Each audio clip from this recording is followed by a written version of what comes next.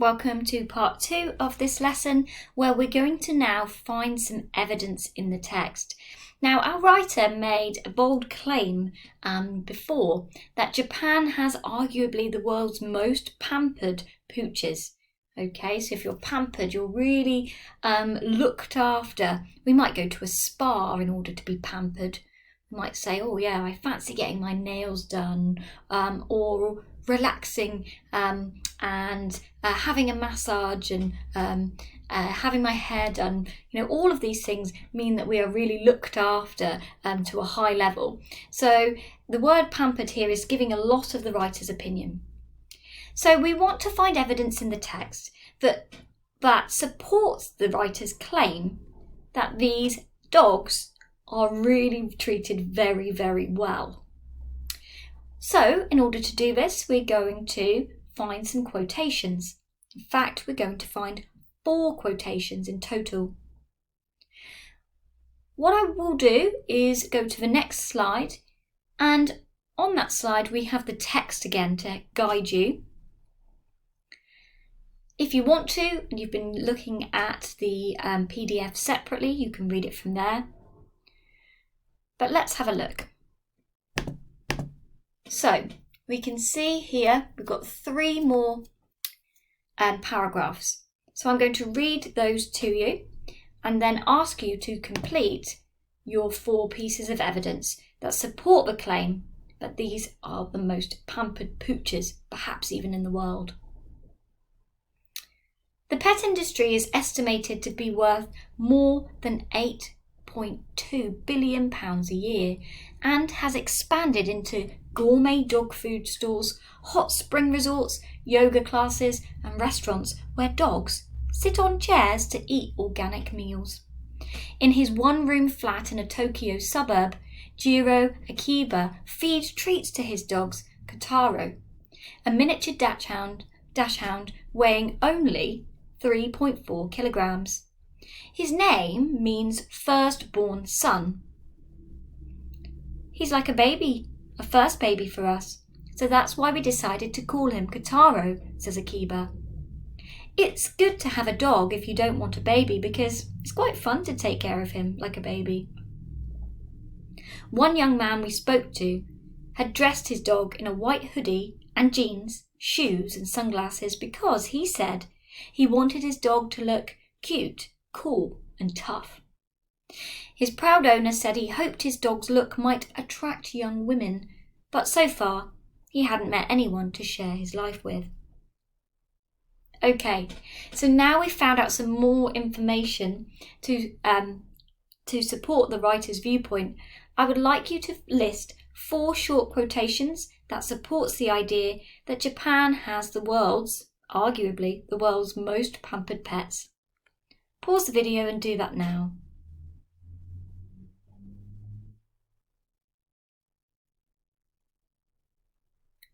Right, I'm going to go through the answers, so if you are not ready, please pause that video again.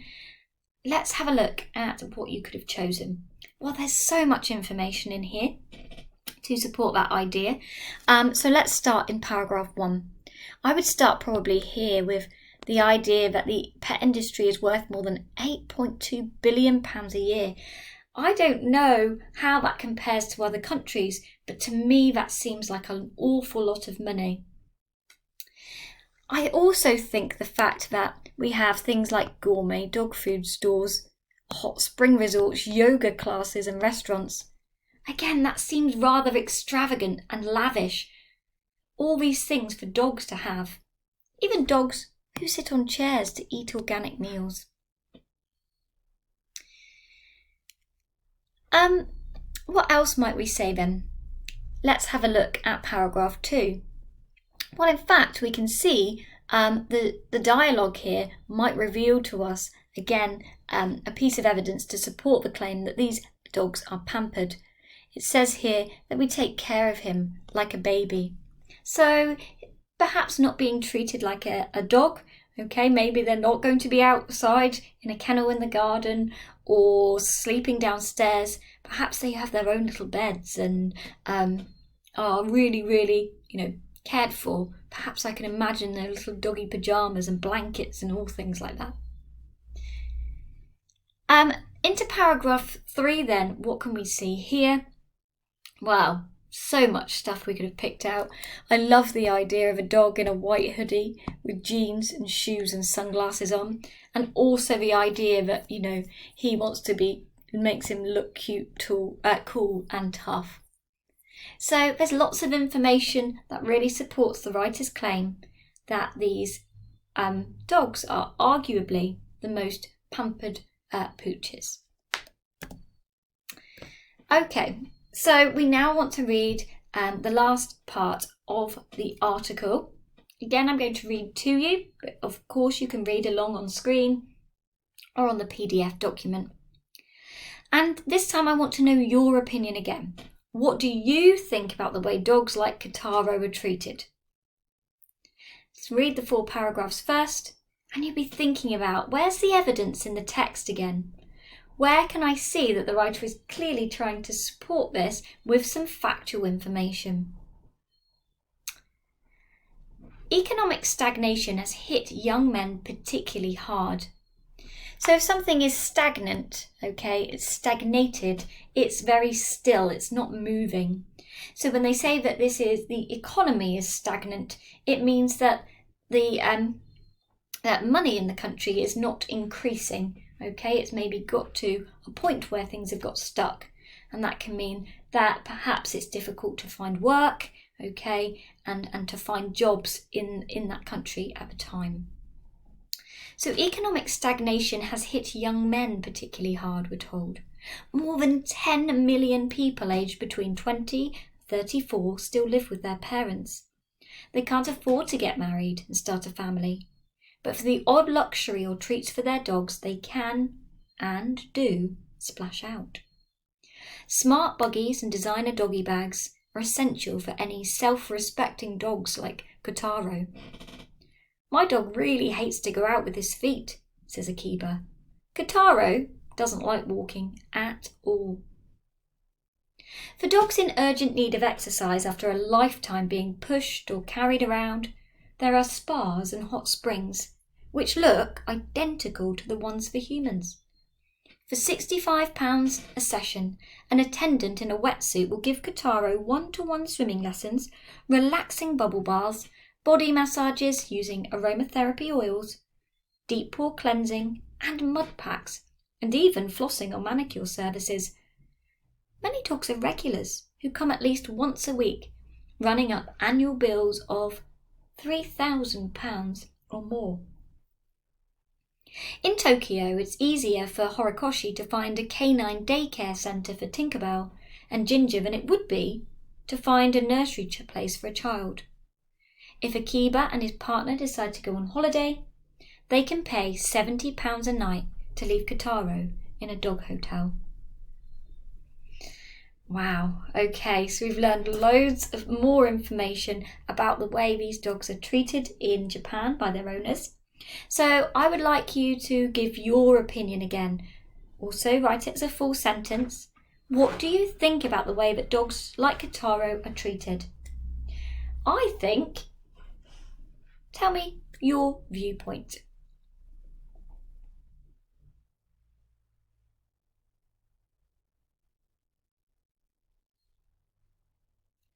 Okay, so I think that in some ways the way that these dogs are treated is just wonderful. It does, it makes me smile to think of these little creatures in a doggy day spa, loving life.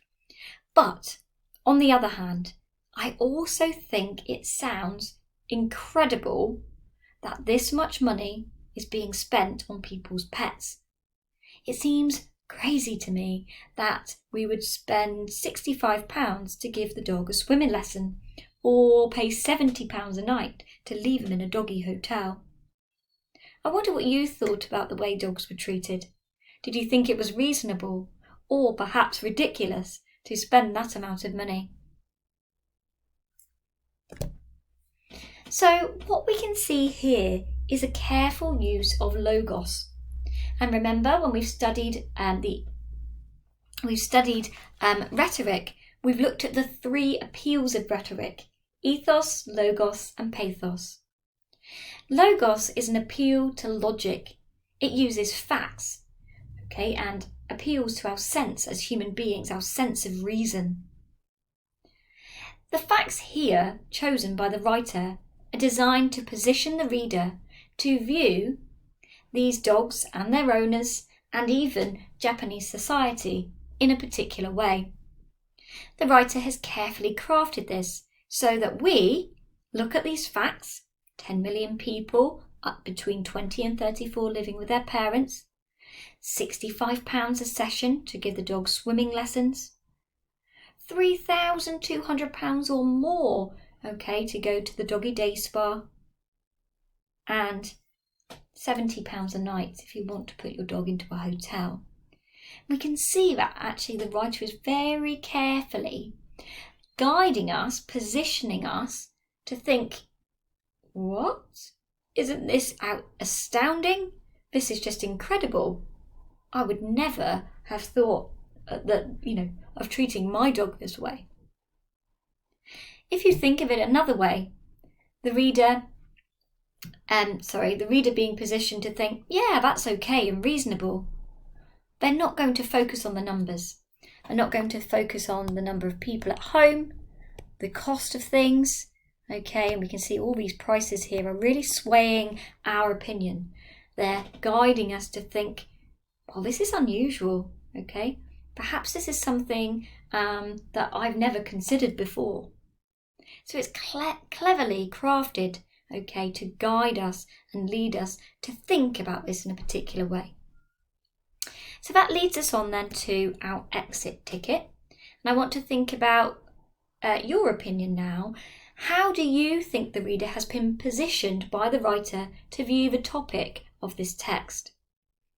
I've given you a writing frame, so you need to copy the sentences and fill in the gaps. But you can add as much detail as you like. You can really go on to explain what you think. If you need it, there are some words at the bottom to support you, words that show how a reader might be positioned.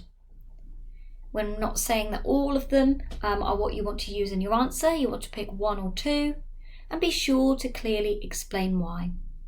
So you'll be writing, I think that the reader is positioned to view the treatments of dogs in Tokyo as shocking and expensive because, or to view them as unusual and excessive because. Make sure you refer back to the text if you can. And once you're done, get that work sent over to your English teacher. Thanks for listening, everyone, and have a wonderful day. Bye.